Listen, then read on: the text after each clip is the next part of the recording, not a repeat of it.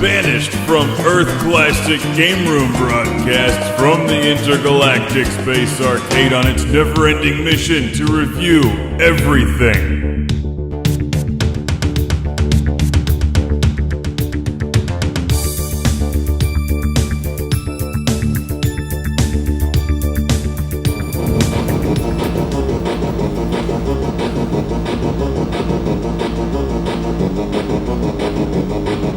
Welcome to Classic Game Room for the review of JUNO First on the Atari 2600. I love this game, but I have an issue with the title, JUNO First.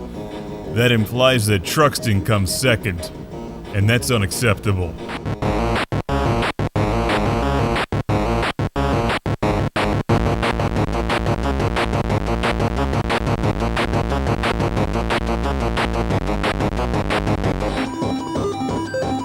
JUNO First is first in awesome Atari 2600 chiptune music.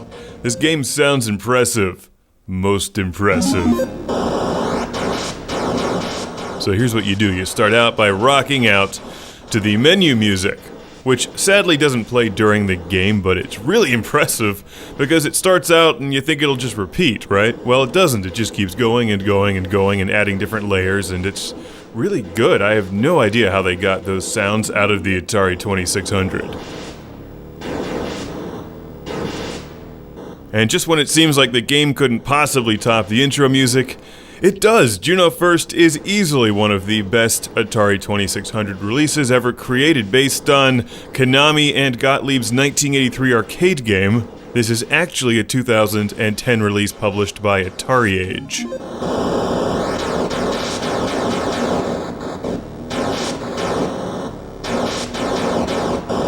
While it's a vertical scrolling spaceship shooter, it plays a lot like Defender, and sounds quite similar too.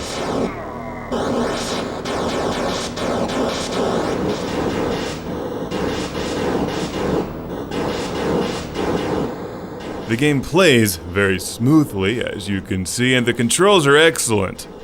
You can move forwards and backwards, but try not to back into enemies. That's actually pretty easy to do.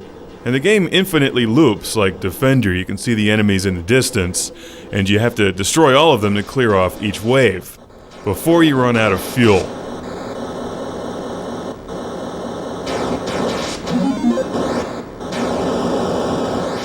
Obviously, the enemies are shooting at you, and as you keep playing, you'll encounter more challenging enemies with new weapons like homing missiles.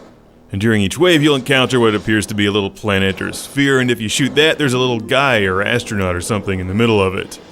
If you catch that dude, you then go into hyperspace and blow up enemies when they're not shooting at you. And maybe get some bonus points, I'm not entirely sure.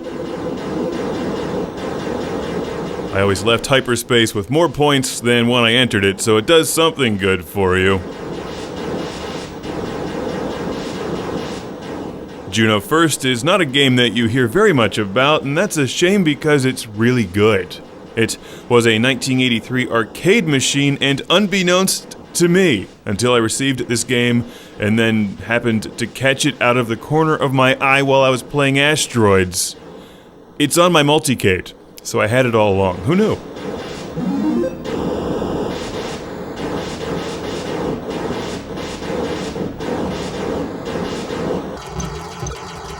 Here's what the arcade version would have looked like. I've never actually seen a JUNO First arcade machine, but it plays really well on my 16-1 multicade. And it plays really well and sounds even better on Atari 2600. Let's hear that music again. I'll just lay that over the gameplay for all of you to enjoy. I highly recommend this game, by the way.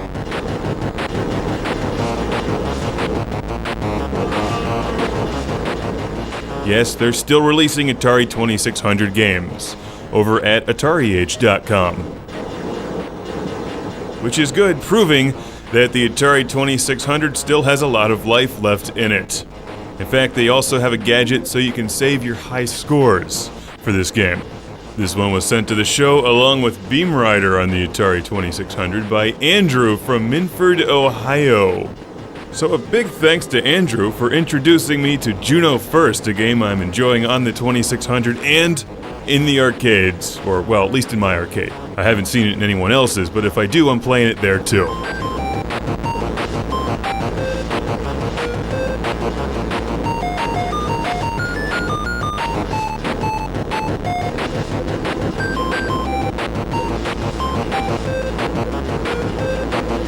Can't get enough of that music and JUNO first gameplay. This is simply an amazing Atari 2600 release. Highly recommended. Thank you, Andrew, once again.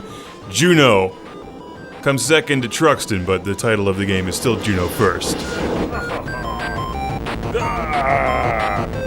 JUNO first.